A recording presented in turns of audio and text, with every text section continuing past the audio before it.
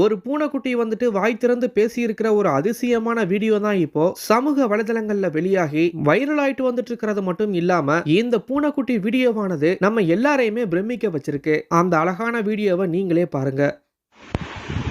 அ ஆ இ ஈ உ ஊ ஏ ஏ ஐ ஓ ஓ ஔ அக்